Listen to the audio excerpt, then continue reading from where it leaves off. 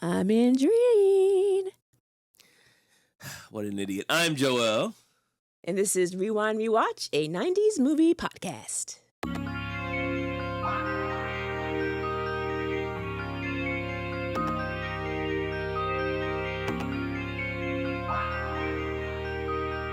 Welcome back to Rewind Rewatch. We are siblings who are 80s babies, raised in the 90s. What we do here is we rewatch 90s films to discuss their plots, their themes, quotes, and then at the end of the episode, we give the movie a rewind rating between 1 and 5 to discuss how likely it is that we would rewatch the film again.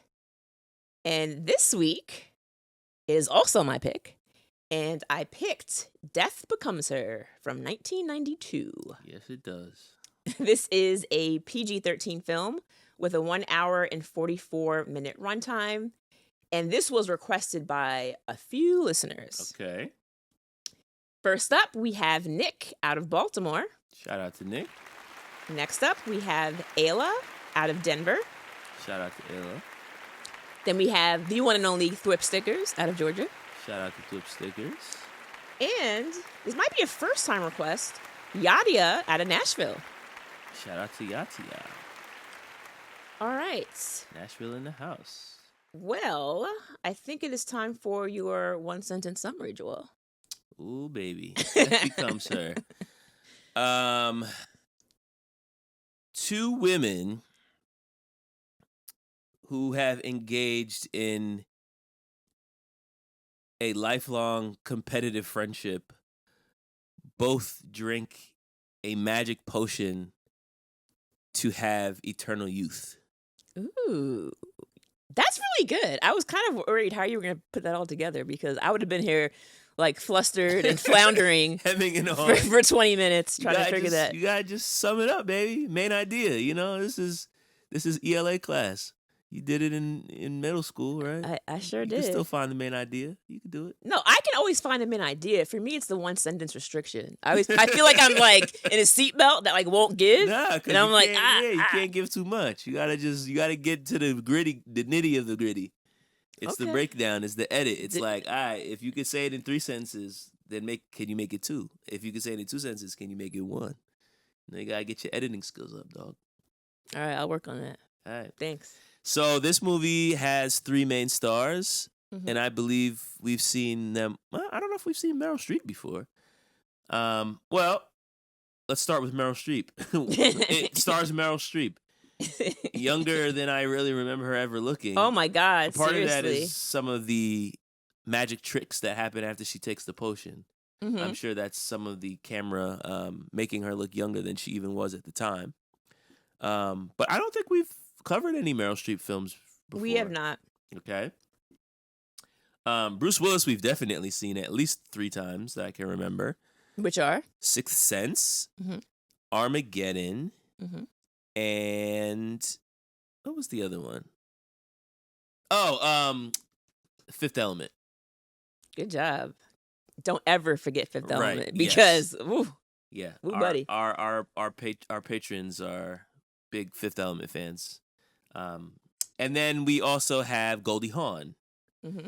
And I don't think we've seen her yet either. So number 4 for Bruce Willis, number 1 for the other 2. And Correct. like I said,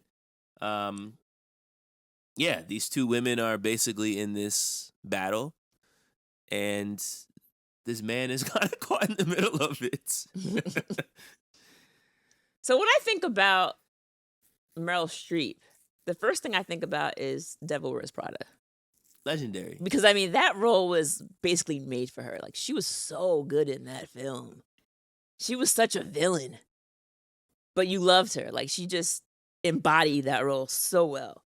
And when you talk about Madeline and Helen, they are frenemies, like you basically indicated. Mad hell. They're greeting throughout the movie. So the idea of their friendship is just very bizarre because we meet Helen. Helen, played by Goldie Hawn, is engaged to Dr. Ernest Menville, played by Bruce Willis. And she basically says that she wants her fiance to meet Madeline Ashton before they get married. And the reason why she wants to do this before they get married is because she has an experience of past boyfriends leaving her for Madeline. And she wants to... Yeah, she'd be swiping them, though. Yeah, she wants to prevent herself from further heartbreak. So she's like, let's get it out of the way now before we get married. And we learn that Madeline Ashton was this huge celebrity, and it seems as if she's trying to revive her career on Broadway doing this. Yeah, she's cooked. This Broadway show. She's cooked out here, dog. It's not great because we see people are getting up in the middle of the play and just walking out. Nah, at the beginning of the play, at the beginning of the movie, we see the what's it called? The marquee. And it's like Madeline Ashton in this new play or this new show that she's doing. And we see people on the street walking out of the show. And they're like, man, that was crazy. That was so bad. What is she doing? Man, I need to go get a drink. So it's like, oh, so they're already setting it up as like, this show stinks and she's a has-been. Mm-hmm. Mm-hmm. But my guy Ernest is enthralled. Well, before we get into all this, I did want to also shout out Robert Zemeckis, who oh yes, I forgot to say was the director and producer on this film. We have covered a number of other movies that he's worked on. Mm-hmm. On the Patreon, we covered Back to the Future, which he both wrote and directed. Shout out. He also directed Forrest Gump, which we covered on the main pod. And he also wrote and produced What Lies Beneath, which we also covered on the Patreon. He is also responsible for directing Who Framed Roger Rabbit. Great film. He directed Castaway. Oh my God. And he directed Flight. So this guy is a beast. Whenever I hear his name, I always think about Back to the Future, and I forget that he's done a lot of other big movies as well, like Forrest Gump, which is arguably a bigger movie than Back to the Future. I don't know. That's debatable. I don't know. Maybe we have to do a poll and see what you guys think about that. But yes, yeah, he's big time. He writes, he directs, he produces, and he's the man. So back to what Death Becomes Her. Back to Ernest. Yeah. So yeah, Ernest is mad Ernest. I was waiting for you to say that. Ernest is mad Ernest. You set it all up. So all I had to do was throw it down. You threw me the alley-oop. But it's like they show that there's people literally getting up and walking out in the middle of her performance. There's people in the aisles falling asleep. Oof. And he's like, "Wow, she's amazing." He gives her a standing ovation. He's the only one in the whole theater clapping. It was too much. I was sick of him. So she's already like, all right, like this is not going well. this is not setting me up for success. And she takes him backstage to meet her. They have this whole like cheesy frenemy greeting where it's like, oh, I haven't seen you in so long. Not to mention that Madeline is half dressed on purpose. Yeah, she looked crazy. Boobs out. Like, girl, cut it out. Yeah. And well, who is Madeline Ashton? Maybe we should start there because I think the way that you describe how she opened up her dressing room says a lot about her character. Oh, yeah. The character of this character. So how would you describe Madeline Ashton's character? Oh. I don't want to say materialistic. She is very involved with her appearance and how she looks. And so much so that we see her, that she has a place that she goes to. She does plastic surgery. She is using all types of creams and things to make herself appear younger. Apparently there's some kind of like plasma procedure that she does to make her skin look younger than it's supposed to be.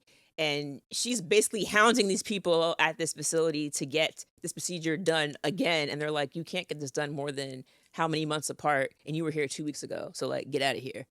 But I mean, she wakes up in the morning and she has her maid say to her in the morning, she's like, how do I look? And she's like, oh, you're looking like younger than you did yesterday. It's like, it's just too much. It's over the top. But she's obsessed with the idea of getting older. And it really reminded me of when we did First Wives Club. Um. Oh, that is Goldie that is Hawn. Goldie Hawn. It just hit me. Yeah, I forgot it just too. hit me. So yeah, Goldie Hawn's character in that movie was the one who was obsessed with the way she looked, and so that was kind of giving us the idea of what Madeline is all about, like trying to remain young, trying to remain relevant. She's a has-been actress, lives in this huge mansion, but she's clearly not happy with her life. And she seems to have joy in stealing men away from Helen. She's done it their entire life. And it's very clear that once she meets Ernest backstage and she hears, oh, he's a plastic surgeon, like she's just seeing green lights and she's excited and she's trying to seduce him off rips. She also wants to make sure that Helen is envious of her. It's very clear that she wants to come off as the more attractive one, the one with the better lifestyle. And she's fake. She's fake is what she is. Yeah. Well, I thought what was interesting about this is that the way that the movie is set up at the beginning, you, or at least I'll say I, as the viewer, was kind of like, okay, I'm, Team Helen, because she has this fiance. She is paranoid about the fact that every time she falls in love with a guy, Madeline steals him from her.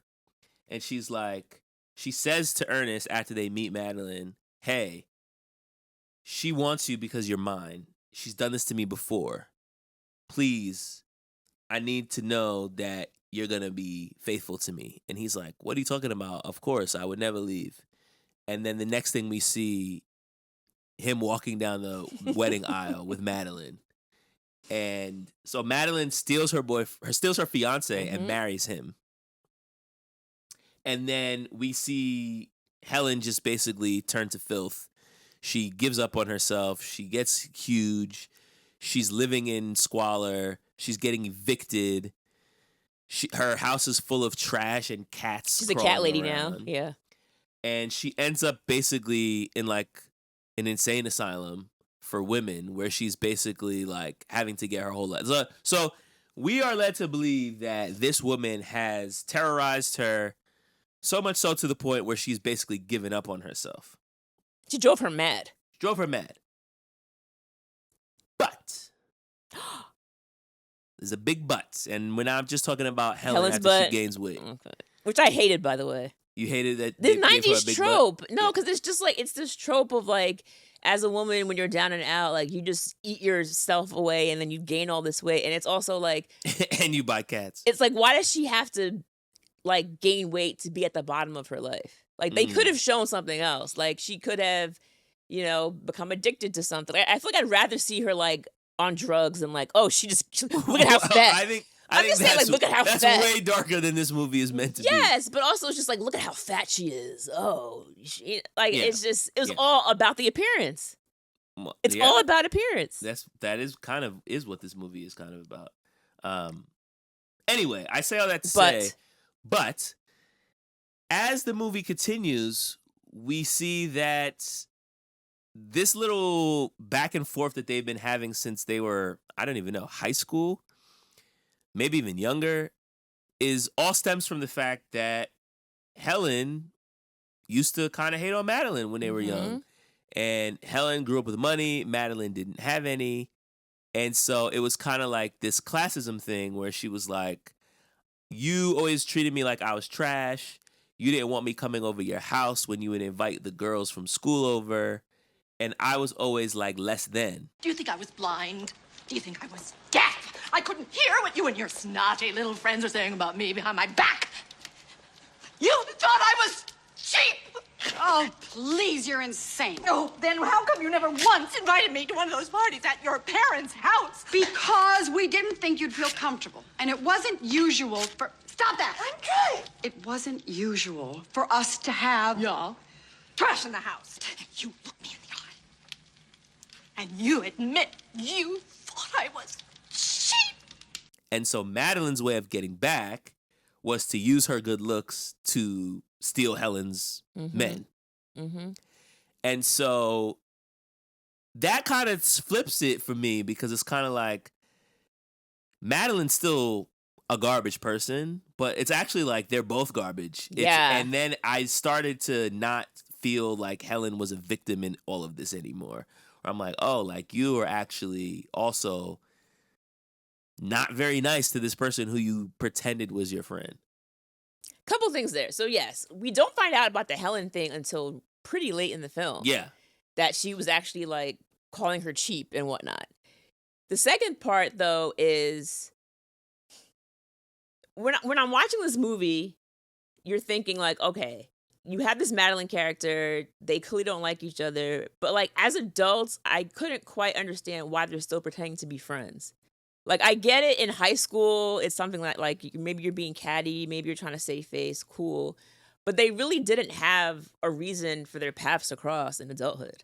So I'm like, why are we still doing this? Every few years. So it's not like they even had an ongoing relationship. No. But it was just like, yeah. I think it was also the fact of like, I don't want to give her the satisfaction of knowing that I'm upset. So this is this long-rooted 30-year war of them trying to feel like I want her to be jealous of me, and I then have to make it look like I'm unbothered. Okay, well, after Madeline ends up getting Ernest and they get married, and then we have Helen. Helen is in the psych ward. And while she's there, she's at group therapy. And the therapist or the counselor basically asks her, do you have anything to say today? And of course, she starts talking about Madeline. Everyone in there is groaning because apparently all she does is talk about Madeline during her sessions. It ruins the session. Yeah, like everyone's over it. She brings out Madeline and everybody just starts yelling and like, no, we can't do this again! Like the whole session gets wrapped. So, the other thing I would say in terms of Helen, which makes you kind of not feel bad for her anymore, is that once she gets her life back together and decides she wants to go get revenge, her plan is to drug Madeline and drive her off a cliff. She's going to kill this woman because she stole her fiancé.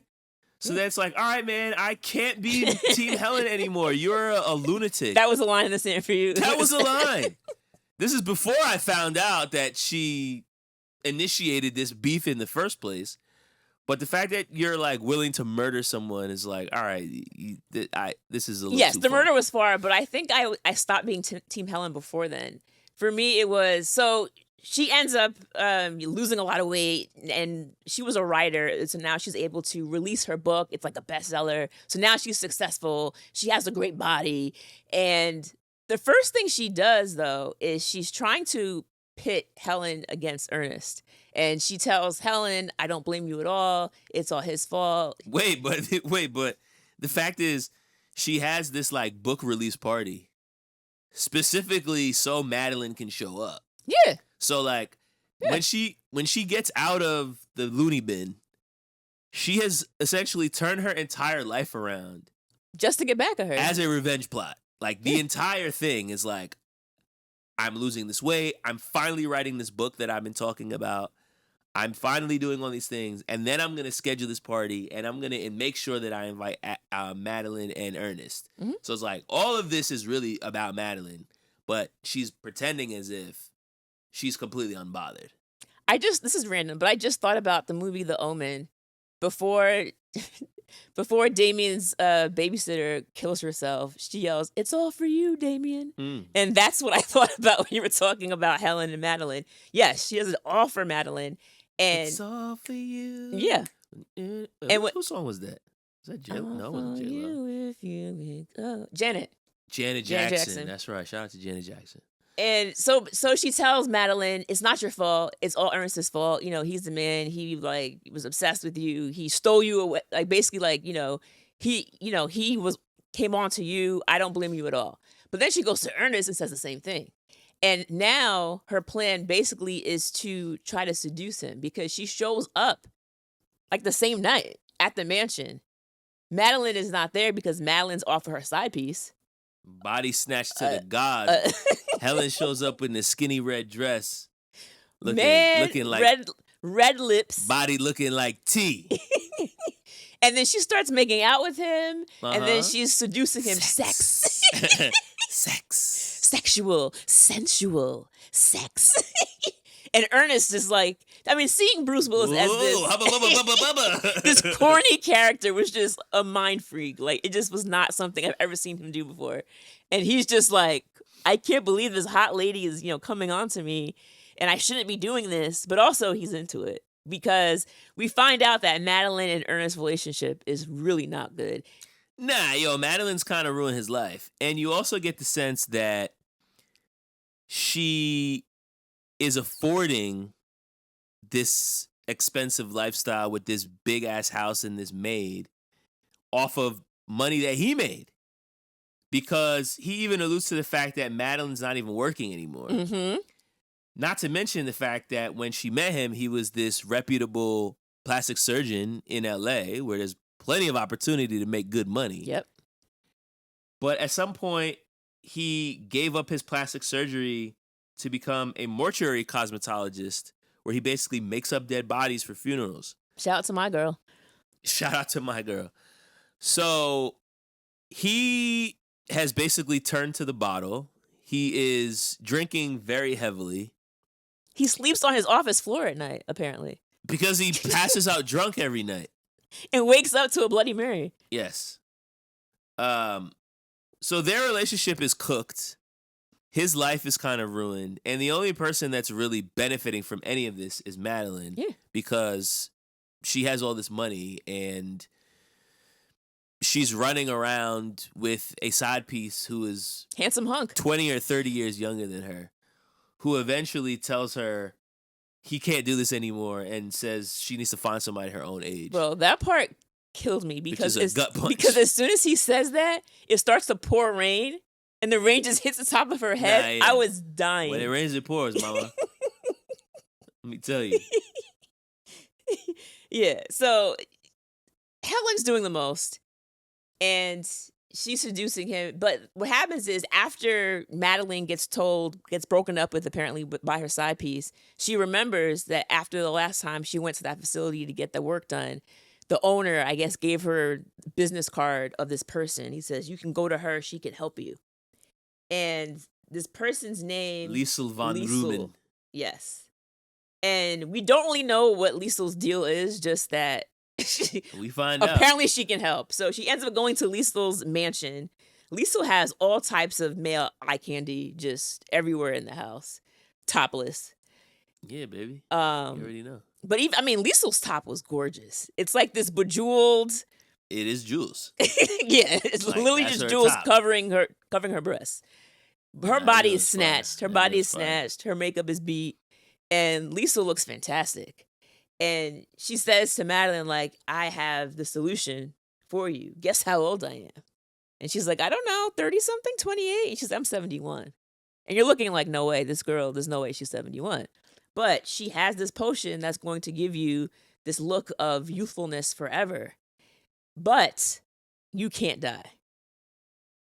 Now, if we've learned anything from Interview with the Vampire, it's that this is really not the best look. We learned a lot from Interview with the Vampire, but yes, if we've learned anything, it's that you don't want to live forever. That was the number one takeaway. Well, the other thing is that I feel like this was some, shady dealings. How so? Because she's like, yo, look at this potion. This is what it could do. She pricks her on her finger and gives a drop of the potion into the cut. The cut magically heals, and her entire hand is wrinkle-free. It looks like a 20-year-old's hand. Oh, my God. So she's like, yo, this is what the potion could do. She said, how much? Like, oh, it's lit. So first when she gave her the price, she's like, I'm not paying that. And then when she sees what happens to her hand, she's like, yo, can I write you a check? Mm-hmm. So then she downs the potion. She's like, oh, it's lit. And then when she drinks it, she's like, oh, yeah, by the way, there's a catch. She's like, yeah, what? yeah, like, bro, yeah, you can't tell me yeah. the catch after I've already purchased and drank the product. Mm-hmm. She's like, oh, yeah, the catch is that you live forever. So congrats. It's like, what, bro? Like, now, granted, knowing what we know about Madeline, I don't think that would have been a game changer. I think she would have taken the potion anyway because she really wants to look young. And as I'm watching the movie, I really was thinking Madeline would be a perfect candidate for the substance. I was thinking that. Yes. Like the Demi Moore movie, The Substance, from last year, is for sure very much rooted in this same idea of like the has-been star who doesn't want to come to terms with the fact that they are aging. Right. And what lengths are you willing to go to remain young forever? And to remain relevant. Yep. That was a big part of it. Because your relevancy is largely based on your looks as a woman in Hollywood. You know why? Because of the patriarchy? Don't you know, pump it up. You got to pump it up. That's from The Substance, y'all. Nah, they were going crazy with that song. And it's the funny thing about this song is like the bars make no sense. It's like, you got to pump it up. Don't you know, pump it up. It's like, what does that even mean? Don't you know, pump it up? Like, all right, man. Yeah, all right. I guess you got to pump it up. Like, that's all I could do. But in addition to living forever, Lisa warns her that you can be out in the public for 10 years. But after that time, you must hide away, whether that's faking your death, whatever you have to do. After 10 years, people cannot see you anymore because then they're going to start to question. Yeah, because then it's like, all right, how is she 70 and she still looks like she's 35? Exactly. So it's like after, you get a 10-year run to cook. And then you have to basically live in isolation. Mm-hmm. So now, again, this is bad business, bro. You can't be telling me all these catches after I've already purchased. You're here now. This is too late, bro. Give me all the stipulations ahead of time. Well, you make a deal with the devil. You can't sue. What are you gonna Can't bring them to court. What are you gonna do about it? Lisa doesn't even exist in real life, as far as government is concerned. So you see her, like, this part was cool. She goes into the mirror to look at herself because now her face is just smooth. Her hair is more voluminous. Her boobs start to lift. Her butt starts to clench. And don't you know, pump it up. You got to pump it up. And she's like, oh, I'm out here. I'm out here now. So she goes back to her mansion. And while she's there, she runs into Ernest. Now, as you mentioned before, Ernest and Helen have now cooked up this plot. And the plot was supposed to be, Ernest was supposed to lace the glasses with some type of poisonous that wouldn't be able to be tasted, I guess, or smelled. Something that would basically incapacitate her. And so they were going to make sure that she passed out. Then they were going to put her in her car with, 15 bottles of alcohol. And then they're pouring the alcohol on top of the car. I'm like, nobody drinks like this, but okay.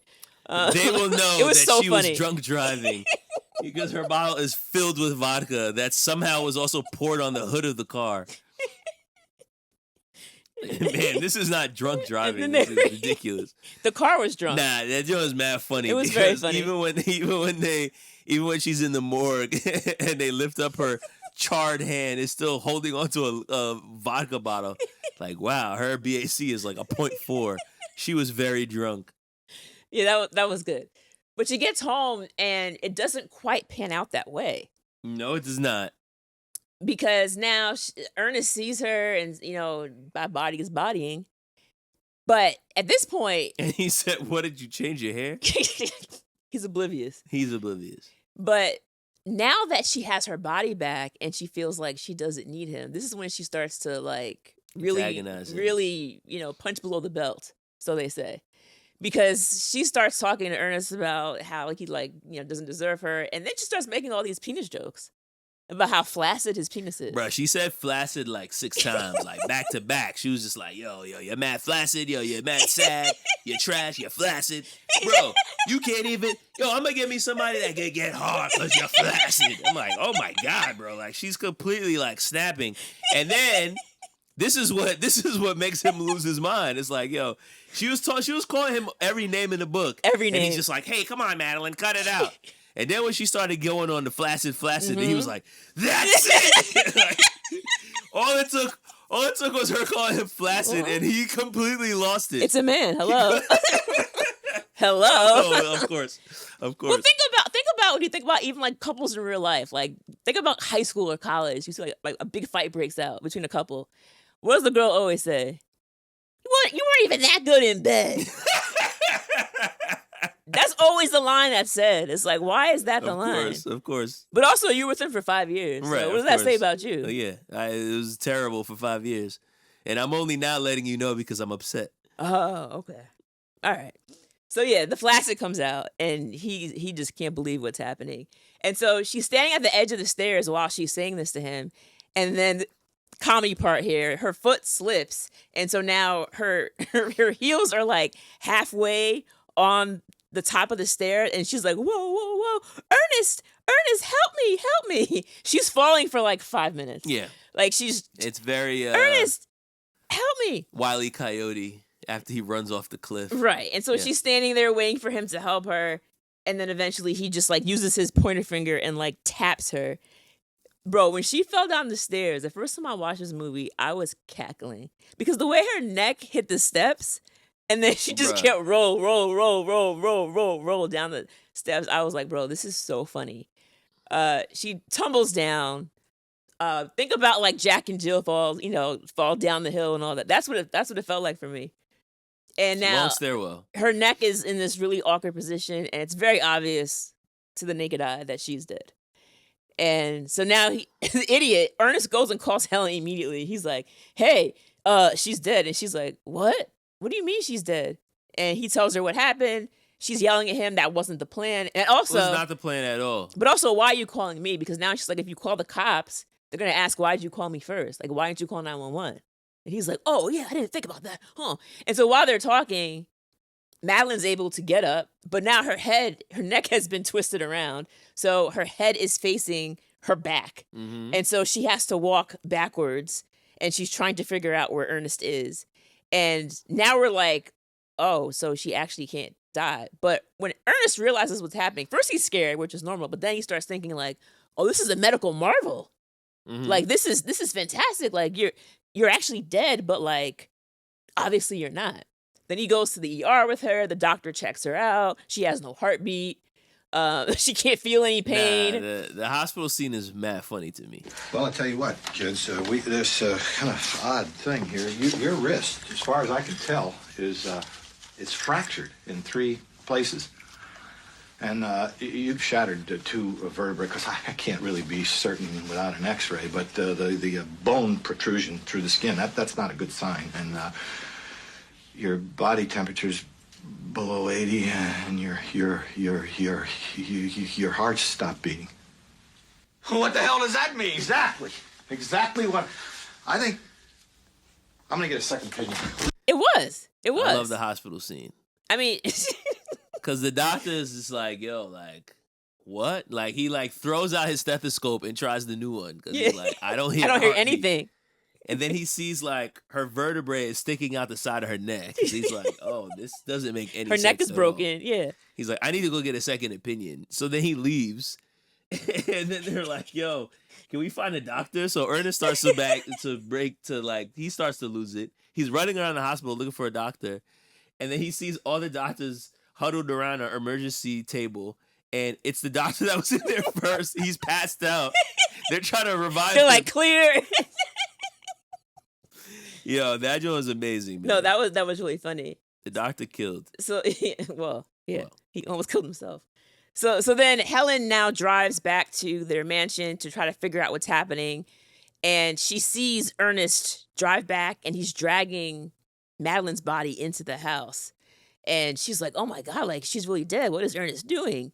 And she goes into the house. And at this time, Madeline, although she's alive, her body is in bad shape. And so she asks Ernest, like, can you please put me back together the way I'm supposed to be? Because, like, her neck is all jacked up. Her wrist is broken. Like, she's a hot mess. She can't walk.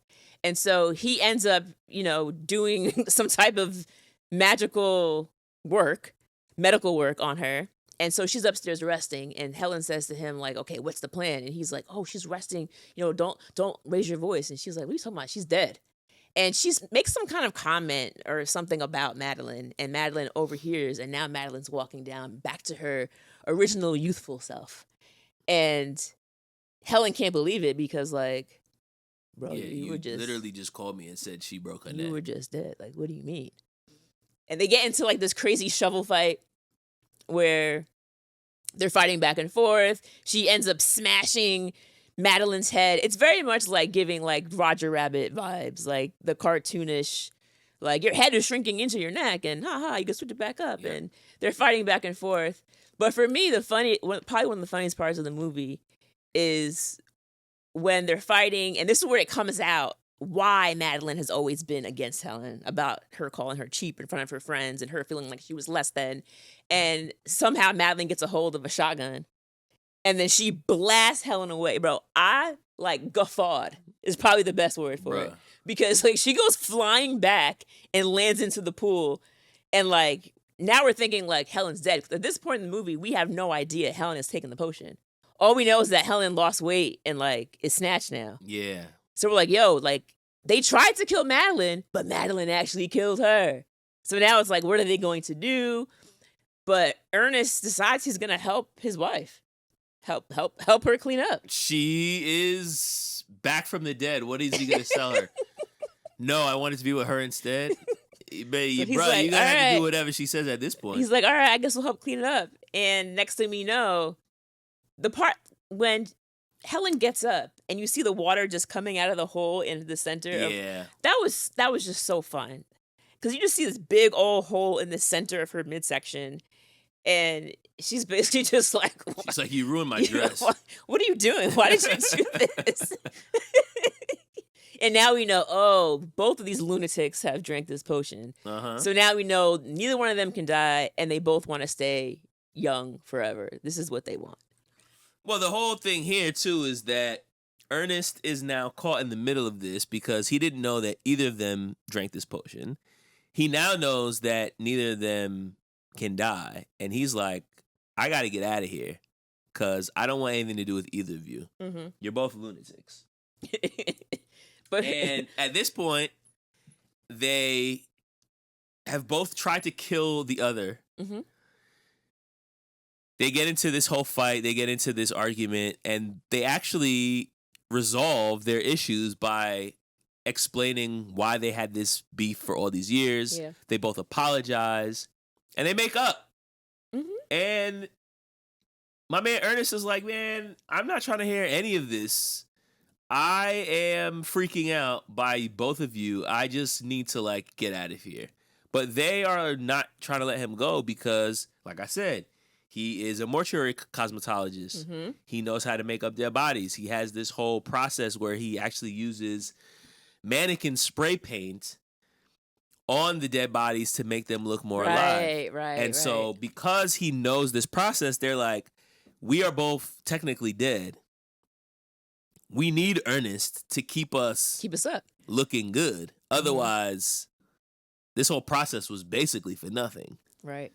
Because we're just going to look like The Walking Dead. So now this is the whole thing of like, they are like, Ernest has to live forever so that he can make us look good. Right. So the plot was now like, okay, they knock him out. And they're like, we're going to take him to old girl, was it Liesel? Yeah. Once he meets her, she'll prick his finger, show him how it works. He's going to want the potion. He'll take the potion. And then basically we'll just have Ernest around for eternity to keep us up. Because what kind of life is that for him? Yeah, we don't care. And this is the whole thing, is throughout the course of this movie, Ernest is nothing more than a pawn. He has been used by both of these women to basically get one over on the other. And at the end, ultimately, using him to kill the other person. Mm-hmm. First, you know, we see at the beginning of the movie, the only reason that Helen goes to the play is to introduce Ernest to Madeline and see if Madeline was going to try to steal him away. Yeah. And then Madeline does steal him away as a way of getting back at Helen. Then Helen tries to steal him back. Tries to steal him back to get back at Madeline. And then she's like, yo, you know what we should do? Kill her. We should kill your wife. And then he's like, okay. But then Madeline comes back to life and she's like, you know what I need you to do? I need you to make me up so that I look good again. Mm-hmm. Then she kills Helen and says to him, we got to bury this body. And then they make up, and they're like, all right, now you have to help us both. Yeah, this is not a good life for Ernest. Nah, so the whole thing is just like Ernest being just used by these two women that actually don't care about him at all. But I will say, in Helen's defense, initially she did care about him. That's why it hurt so bad that Madeline stole him. Because initially I was not feeling Ernest. I was like, bro, why are you clapping so hard for this girl? You're right. So... And he also did leave his fiance for her friend. So he's not a good guy. No, he's not a good guy, but yeah, his life turns into a living hell. So now we're at Liesl's. He wakes up and she does the whole hand trick to him. He's like, wow, this is crazy. But then he's also just like, wait, live forever. Because he almost drinks it. And he says, live forever. Like, and which is like, he gets the warning before the girls do? Because he didn't drink it. He does get the warning. Like I said, Liesl finally, I guess, decided to give people a heads up, which she did not do with Madeline. But she's like, yeah, you'll be able to live forever. Like, it's going to be so lit. And he's like, wait, what? Like, I'm not trying to live forever, dog. Like, you're selling this like it's a dream, but it's really a nightmare. Right. So he's like, yeah, I'm good. So he decides, like, yeah, I don't want to do this. Like, I'm just going to get out of here. And he's trying to leave because at some point, Liesl is throwing this huge ball with all of her, like, tonic friends. Because there's a bunch of celebrities in this party. And he's trying to get out because they're getting ready to close the doors because Lisa was about to make an appearance in the party. Like, it seemed very cult-like. Like, is a sacrifice about to happen? Like, it was very weird. So he's trying to get out of there before he gets trapped. And the two ladies, Madeline and Helen, see him fleeing. And so they're trying to follow him out. And then all these, like, hijinks ensue. He ends up, like, hanging off the side of the building. And then it's like, Ernest, drink the tonic this way. If you fall, you won't die. Right. And he almost drinks it. And I think it was Madeline or Helen says, like, yeah, like, we need you. We need you, like, to basically help us. And once he realized what his life would look like if he drank the tonic, he just decides to drop it and it breaks. He's like, yeah, I'd rather die, basically, than live forever with you two idiots. And luckily, when he falls off the side of the building, he lands, like, in a pool. So, like, through glass into a pool. So, of course, the landing was okay. He doesn't hurt himself. And then he ends up fleeing by vehicle and he leaves out. And he's able to live a regular life. Right. Because by the end, he ends up dying at, a regular age. It's like 37 years later. Yeah. But he is remarried. He had kids. He adopted children. He had grandkids. He had, like, a foundation. Like, he had actually done things to make for a fruitful life. Yes. Whereas these two idiots, first of all, they look absolutely horrendous. Yeah, they're walking around with veils on. They can barely walk because, again, they are dying. They're already dead, actually. So then it's like any injury can't be fixed. Mm-hmm. So if you break your leg, then your leg's just broken forever. So they're in terrible shape. They look crazy. They have to walk around with veils on because they don't have Ernest to make them look good anymore. They both look like old dolls, like glass dolls, with like a bunch of cracks and scrapes. Yeah, it's like a 6-year-old did your makeup. Yeah, they're walking around with spray paint cans so they can spray themselves. Yep. They look, but I also started wondering, like, they are both younger than the celebrities that we saw at Liesl's party. So I'm like, why do they look so bad and they don't? They're dead. If you don't die, you just stay young. You stay the age that you were, right? Oh, I see what you're saying. They actually died from the gunshot wound and the shovel or the stairs. No, from falling down the stairs and breaking her neck. Oh, okay. Because the whole idea is like you take the potion, you stay young forever, and then you disappear. But they actually died. Got it. So their bodies basically are like just lost color. They don't have a heartbeat. They're in way worse shape than Elvis and Marilyn Monroe, who we see at this party, who are like, oh, they just faked their deaths. They also had Andy Warhol. Andy Warhol, that's right. And when Ernest leaves, he stole James Dean's car. Yeah. At the valet. I didn't catch that one. Yeah, that was cool. So now they're trying to walk out from Ernest's funeral, and they stop to try to like bend to pick up the spray paint can. No, she slips on it. Oh, yeah, they couldn't find the spray paint. They couldn't find it. And it was on the stairs, and she slips on it.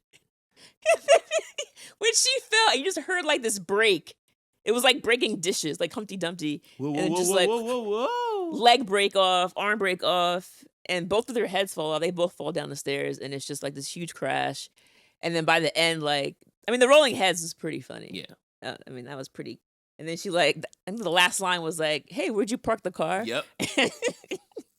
How are you gonna drive it? God only knows. Right. And then they're screwed. And that movie kind of ends similar to the Substance. Oh yeah. Where you kind of like you ruined yourself. Like you ruined yourself because you wanted to stay young forever, and you kind of missed the point of what life is all about. Mm-hmm. Like you missed the point. You just wanted to be snatched. Were there any quotes you wanted to point out? There's a lot of funny quotes in this movie, given that it's a comedy.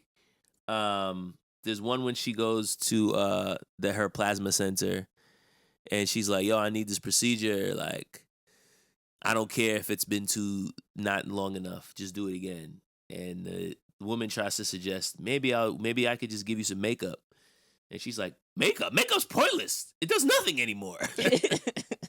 Like, come on, bro. Like, we're way past makeup. Way past it. And then there's this other part where Helen is trying to convince Madeline and Ernest to kind of turn on each other. And she says to Ernest, Ernest, she's a woman. A woman, Ernest. She's from Newark, for God's sake. That was funny. That joke was funny too. Yeah, there's a lot of good jokes in this. It's a weird, interesting movie, but you did mention Roger Rabbit, and there is definitely a lot of connection to like that whole vibe. For sure. It's like a Roger Rabbit type of movie, but for adults. Yeah. All right, so I guess themes. I think you can go first on this one if you want. Yeah. I mean, it's a very central theme. They obviously the big theme is like life isn't all about looks, and if you obsess over looks, you end up like playing yourself. But I think one of the themes that comes out at the end at Ernest's funeral is, there's this whole concept of like eternal life that they both want. And something that the preacher says as he's memorializing Ernest at his funeral is that like he was able to live forever through the impact that he made on his kids and the people that he volunteered with and all these different programs that he supported. And I think that's one of the other central themes is like living forever isn't about how you look. It's about the impact that you leave on the people that are left behind when you pass. And that's a lesson that neither Madeline or Helen actually ever learns because they're so self-obsessed with their own image that neither of them actually builds worthwhile relationships with anyone other than each other. And that's primarily because they need each other to coexist. Yeah. So they actually missed the whole point of life. They really did. It's actually really sad. It's wasted potential in both of them. Yeah, it's like you missed the point of life and you have to live forever. And you're still missing. And you're still missing it. Like they still don't get it by the end. Yeah. Bleak. I'm gonna leave that there. There's nothing else to add. It's not bleak though. It's funny. It's not. Yeah. So when I get to my last fact, I have a question for you stemming from that fact. Okay. And I want to see where you go. So first off, I want to say that in case you didn't realize this, there's actually a play on Broadway called Death Becomes Her that came out in November of 24. And they chose not to use a fat suit because they said that there are other ways they could show the character of Helen as being more attractive without having to show her as morbidly obese in the earlier acts, which I agree. Because it's not 1992 anymore. Right. It's like, there's other ways to show this. Meryl Streep originally thought that she was cast for the Helen role instead of Madeline. So, like, she shows up, like, thinking, like, oh, yeah, I'm playing Helen. And they're like, no, we cast you for Madeline. And she was like, what? Because she actually can't, like, dance.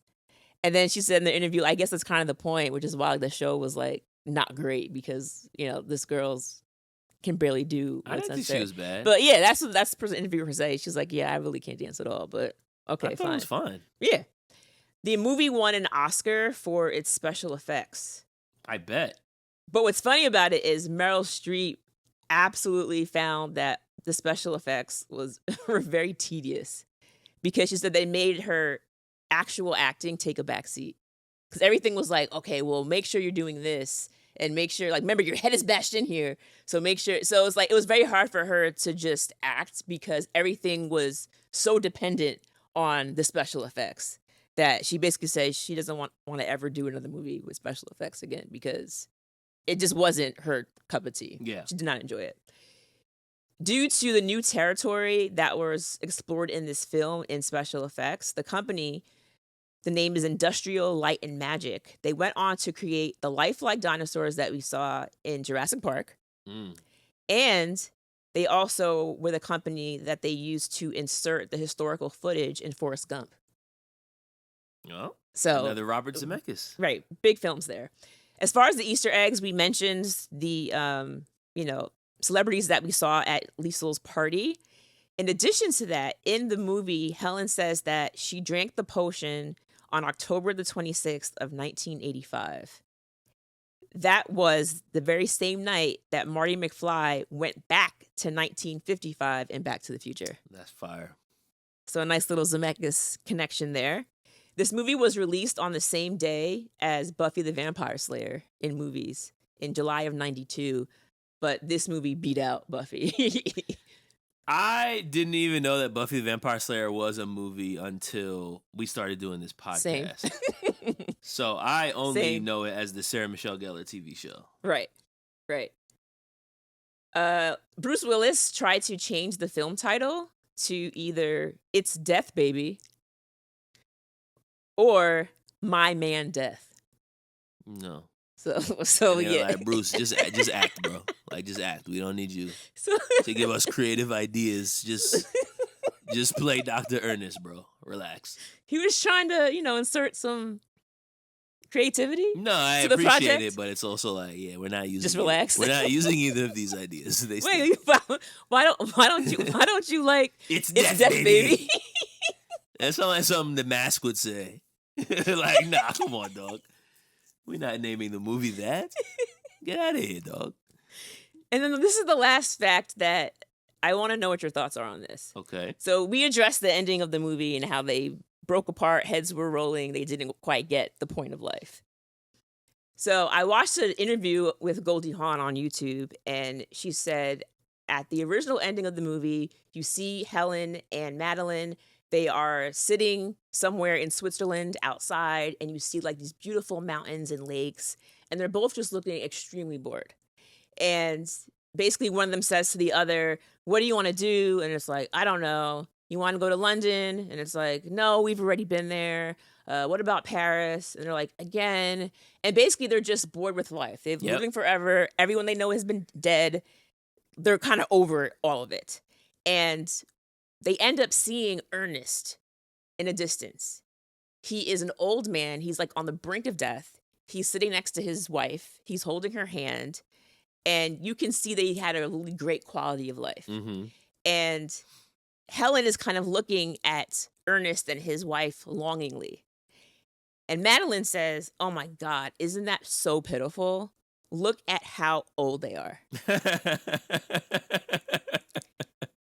Helen looks at them like kind of like a little like sad, a little disappointed, a little, like wistful. Yeah. And then Madeline says to her like, well, aren't you glad you aren't them?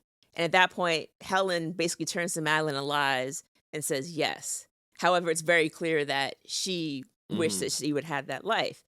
But apparently when they did that, it did not test well because the audience said it wasn't funny at the end. Mm-hmm. And so they ended up changing it to the version that we saw. They had to reshoot the whole thing to include the version. So my question to you is, what version do you think you would have preferred? The one that we got, or the one where it seems as if Helen has learned something, but Madeline has not? I think I prefer the ending that we got. Okay. Number one, like you said, it's funnier. And so I hate when comedy movies get too serious at the end. Like, that's like a pet peeve of mine. It's like, yo, end with the joke, bro.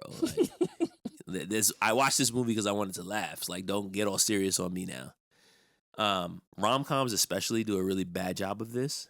Well, you got to end with a big 90s kiss if you're a rom-com. Yes, that's true. And it's like they forget about the com for like the last 20 minutes of the movie. Yeah. It's like they stop telling jokes once they That's get like true. 75% of the movie. They just stop telling jokes, and it bothers me every time. So yeah, I do prefer this ending because I think it's funnier. But yeah, I think it also... The ending in Switzerland or Paris or wherever, it's like I feel like that's almost a little too sad.